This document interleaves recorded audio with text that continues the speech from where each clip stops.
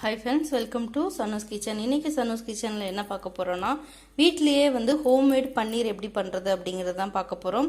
அதுக்கு நான் இங்க 1 லிட்டர் பால் எடுத்து வச்சிருக்கேன். இத நம்ம காய வச்சு பிரித்து எடுத்துக்கலாம். இப்போ அடுப்புல பால் வச்சாச்சு. நான் கொஞ்சம் நல்ல திக்கான பாலா எடுத்துர்க்கேன். நீங்களும் எடுக்கும்போது நல்ல பால் திக்கான பாலா எடுத்துக்கங்க. சோ அப்படிங்கறப்ப பன்னீர் நமக்கு நிறைய கிடைக்கும். கொஞ்சம் தண்ணியான பால் அப்படினா நமக்கு பன்னீர் கம்மியா கிடைக்கும். சோ இப்போ என்னன்னா இப்போ நம்ம நல்லா இந்த பாலை காய்ச்சிக்கலாம்.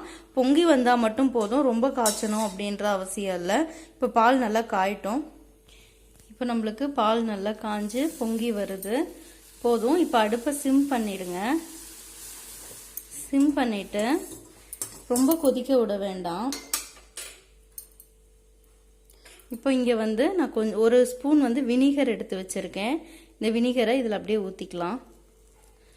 நீங்க இதுக்கு பதிலா லெமனும் யூஸ் பண்ணலாம். லெமன் யூஸ் பண்ணா அதுவும் ஓகே. நமக்கு பால் நல்லா பிரித்துரும். இருந்தாலும் நமக்கு இதுனா கொஞ்சம் நல்ல டேஸ்ட் இருக்கும். அதுனா கொஞ்சம் டேஸ்ட் நமக்கு மாறும். சோ இத இப்படியே நம்ம கிளறி விட்டுக்கிட்டே இருந்தோம் அப்படினா நமக்கு அந்த பால் நல்லா பிரித்து நமக்கு தனியா வந்துரும். இப்போ பாருங்க फ्रेंड्स, நல்லா நமக்கு இந்த அளவுக்கு நல்லா பிரித்து வந்துருச்சு. இப்போ இத நம்ம வடிகட்டி எடுத்துக்கலாம். அந்த வடிகட்டுறதுக்கு இந்த மாதிரி ஒரு காட்டன் துணி எடுத்துக்கங்க. காட்டன் துணியில பாத்தீங்க அப்படினா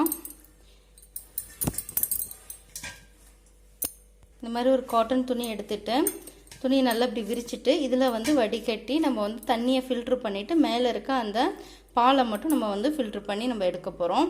இப்போ இத வடிகட்டி எடுத்துக்கலாம். இப்போ பாருங்க நல்லா வடிகட்டியாச்சு. இப்போ கொஞ்சமா தண்ணி ஊத்தி நமக்கு அந்த புளிப்பு டேஸ்ட் இது வினிகர் போட்டோம் இல்லையா? சோ அதுக்காண்டி இன்னொரு பால் ஸ்மெல் வரும். சோ அதுக்காக நம்ம கொஞ்சமா தண்ணி ஊத்தி இத நல்லா அலசி எடுத்துக்கலாம். கொஞ்சம் சூடா இருக்கும். பச்சை தண்ணி ஊத்தி நல்லா அலசிடுங்க. ஒரு தடவை இல்ல 2 தடவை நல்லா இந்த மாதிரி அலசி எடுத்துக்கலாம். இப்போ நல்லா அலசிட்டேன். நான் நல்லா அலசிட்டு 2 தடவை தண்ணி ஊத்தி நல்லா அலசியாச்சு. இப்போ இது கொஞ்சம் தண்ணி இருக்கு. சோ இத நல்லா ட்ரையா புழிஞ்சு எடுத்துக்கலாம். நம்ம இந்த துணியை நல்லா மடிச்சு இத அப்படியே நல்லா சுத்தி நல்லா தண்ணியை ட்ரை பண்ணிரலாம். இப்போ நல்லா நான் தண்ணியை நல்லா புழிஞ்சிட்டேன். இப்போ என்ன பண்ண போறோம்னா நம்ம பன்னீர் செய்யறதுக்கு இத நல்லா இப்படி சுத்திட்டு நல்லா டைட்டா கட்டிடுங்க. இந்த துணியை நல்லா கட்டி இது மேல ஒரு வெயிட் வச்சு ஒரு 4 ல இருந்து ஒரு 5 மணி நேரம் ஃப்ரிட்ஜ்ல ஸ்டோர் பண்ணிட்டீங்க அப்படினா நமக்கு நல்ல கெட்டியான பன்னீர் கிடைக்கும். சோ இத நான் இப்போ நல்லா இத டைட் பண்ணி ஃப்ரிட்ஜ்ல ஒரு வெயிட் வச்சு நான் ஸ்டோர் பண்ண போறேன். அதுக்கு அப்புறமா உங்களுக்கு நான் காமிக்கிறேன். இப்போ பாருங்க फ्रेंड्स, நமக்கு ஒரு 4 மணி நேரம் ஆயிடுச்சு நல்லா. இப்போ இத ஓபன் பண்ணி காமிக்கிறேன். இப்போ பாருங்க நமக்கு நல்ல ஒரு அழகா நம்ம வீட்லயே பன்னீர் ரொம்ப அழகா ரெடி ஆயிடுச்சு. இத இப்ப கட் பண்ணி காமிக்கிறேன்.